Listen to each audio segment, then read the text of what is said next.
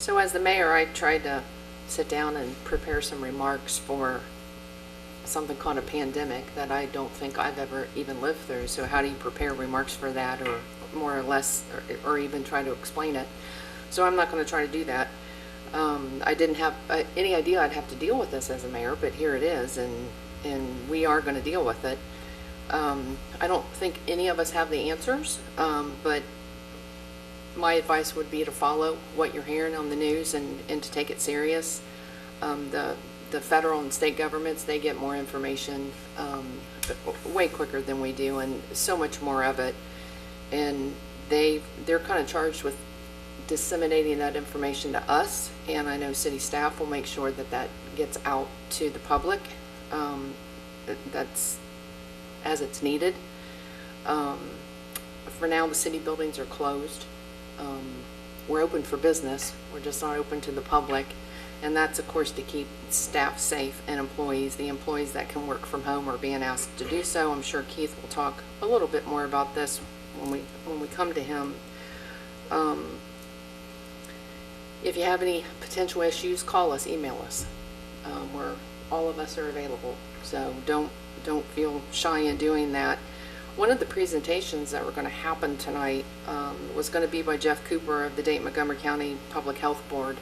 They give a briefing every day at 4 o'clock. You can turn on Channel 7 or Channel 2, and it will show it on there. I did watch the 4 o'clock meeting, and as of 4 o'clock today, he did brief that there are 67 now confirmed cases in Ohio that are in 16 counties. None as of right now are in Montgomery County. They did issue 250 plus drive-by tests at the UD Arena today, and he is expecting when those test results come in tomorrow, the next day, that there are going to be reported cases in Montgomery County. That was one of the doctors from Premier Health that pretty much made that prediction that was going to happen. I would encourage you to kind of watch that. It was about 15 minutes, the briefing.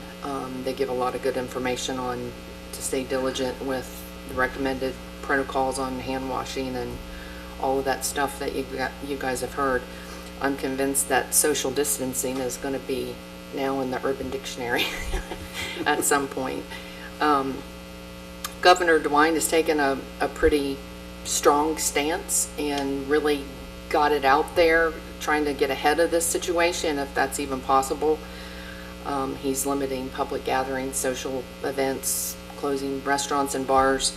I probably am one of those people who agree that he's doing the right thing. I think the health of our citizens has to be first and foremost in everyone's thought process about this.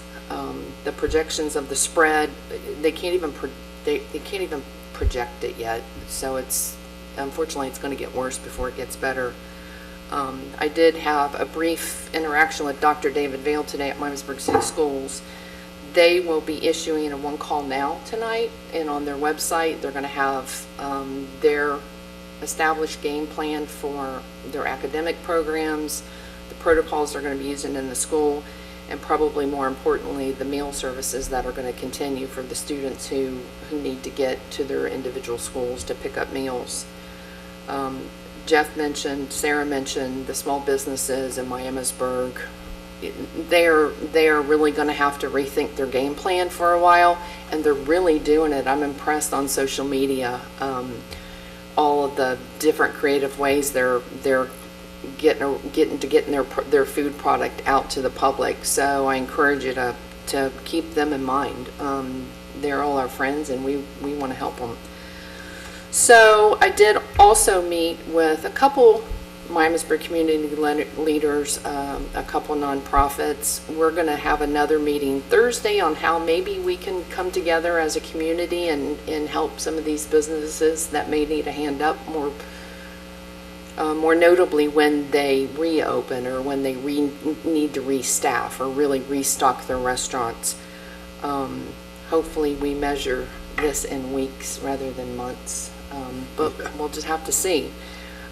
One thing that I know, and I think I can say it for us all, is we have always been a community, and as we'll be a community when we're done. We just need to be mindful and safe and look out for each other.